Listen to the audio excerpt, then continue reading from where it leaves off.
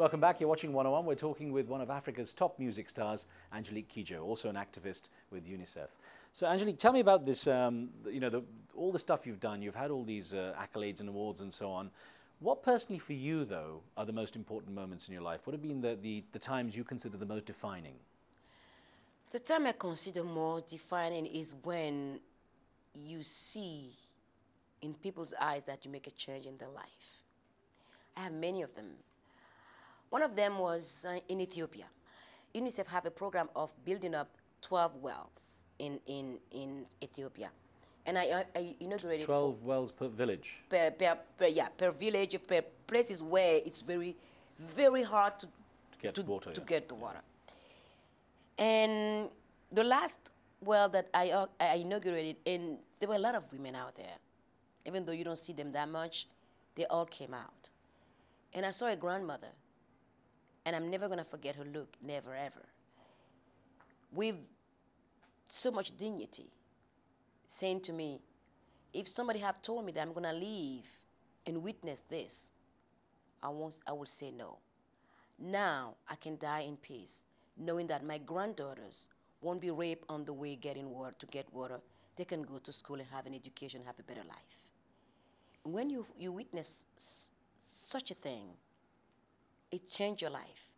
And during my visit in Ethiopia, I've been through a great deal of pain emotionally, because I've seen the most poorest kids in the world, and yet they have the smile on the face.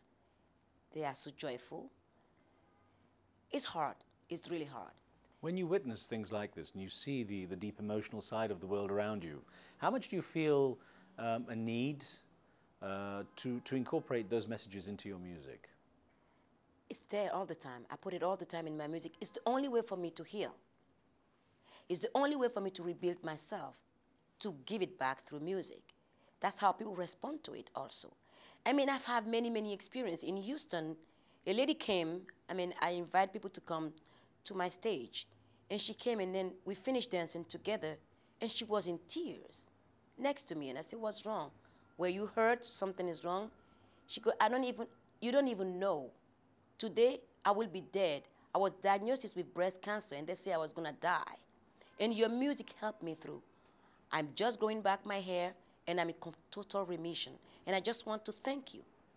And sometimes it takes so much strength for me to continue playing after that. But at the same time, I said to myself, it's your mission. If you give people the strength, you give people joy, you can't give up. You just have a responsibility. You just cannot give up. Business or not business, you got to do this. It's great to hear your stories of how your music has inspired other people. I wonder, what has inspired you? Who has inspired you? Do you have any mentors you can think of? I think that Miriam Makeba was the first African woman that really make me believe that as an African woman, I can make it happen. She was the one that left her family and fled apartheid, living in exile. And she's the one that make me believe that I'm not a prostitute because I'm a singer, but simply because I'm a human being and I'm a woman. And I have a change to do. I have things to do, and I have to do them. Beyond her friendship, has her music, her style ever influenced you?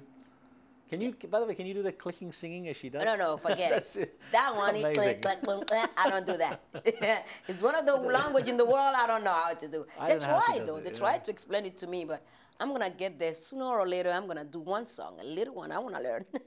You in particular have an incredible energy on stage, in concerts, doing live performances. You said your mother taught you how to use your expression, physical expression. So I wonder, how important is live performing to you? I mean, do you need the audience feedback regularly? Absolutely. I will die without that. I mean, if I can go on stage, then I won't sing anymore. Is it a very different feedback from an African crowd than it is elsewhere? Absolutely. It's completely different. And that's why I always say I never take a public for granted. Never. Till the show is over, you don't know what to expect. And for me, being on stage is a statement, because I started singing on stage. Studio work come later in my life. It's one of those things that I have to adapt to when I come to the Western world. Because the culture in Africa is in the instinct, is in the moment. You want to listen to music, you get the instrument out, you play, you have fun, you pack it, and next day you can do it anytime you want. It's not considered as a constraint. And studio for me has that. I feel very odd in studio. I feel very, the fact I don't have the audience to interact with me, I feel very, it's very difficult for me. So I've learned to bypass the difficulty by having musicians in studio with me, and then we play. And then we can go along and talk about the music, and just let the language of music link all of us together. Almost as live. Almost Absolutely, as live, yeah. But without the public. The public is important. How have you found working with Western and Latino artists? You know, people like Peter Gabriel you've been on stage with and worked with. How do you find that kind of fusion works? Amazing.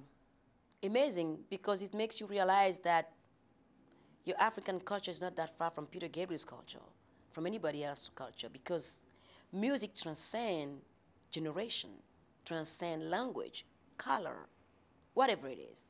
And Peter Gabriel is one of those artists that have a special link also with Africa, because it makes it easier with Peter than anybody else. So his sensibility toward the music that comes from Africa is not the same with other people. That's why for me, every time Peter called me, I'm like, okay, let's do it, boss, anytime. And another person that have that sensibility, I've worked with so many different people that I never thought that they're going to have that sensibility. It goes from Annie Lennox, Alicia Keys, Carlos Santana, Herbie Hancock, Branford Marsalis, Cassandra Wilson, and then suddenly the music comes, and then you feel like this. It's like zoop.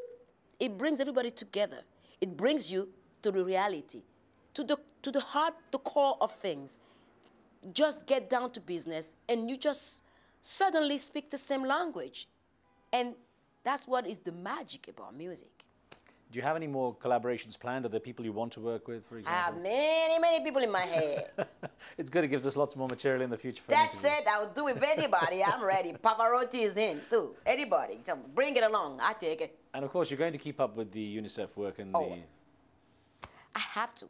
I have to. There are many children that are looking up onto me in Africa, and I can't just let them alone. I just have to go and continue talking to the parents to convince them to send their kids to school. We have to find a way to make the school a safe place for the parents to be free to send them there, and also to provide 2 meals a day for the kids. That will make a huge difference, because the poverty is also something that is a challenge for education in Africa. No one can deny you keep yourself busy, but is there anything that you would like to do, things that you want to do in your personal or professional life that you haven't had a chance to yet? I would like to set up a scholarship system that I want to work on with the African students, the one that come from very poor background, or the one that were good in school, to find a scholarship for them to finish up the school completely and do exchange of children, of students. I think that it's going to be a great school for some children, from some students from rich countries, to spend a school year in Africa and vice versa. Because being in Africa is a lesson by itself. Then you realize all you have here, what is the superflu, as we call it in French, and what is the essential. So it's something that I'm really thinking to do, because that's the only way, really, to create a link between the youth in the world, for them to realize that they might have different problems, but the goal to achieve together is a good education for them to become future better president, minister, or scientist, or doctor, or whatever they want to be. How do you want to be remembered? I never thought about that. But I would like to be remembered as somebody that have been singing with passion from the moment she started till the moment she died.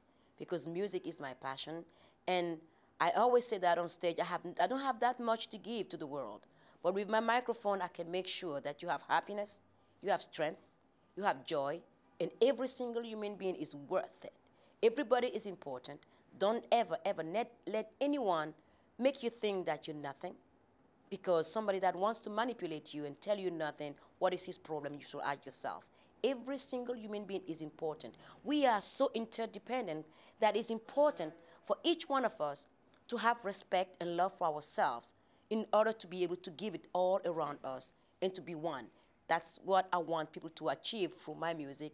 And if I can be remembered as the one that tried during her lifetime to build up a bridge of communication among human beings, I will be very happy. Angelique Kidjo, more power to you. Thank you very much. You're very welcome. Thank you.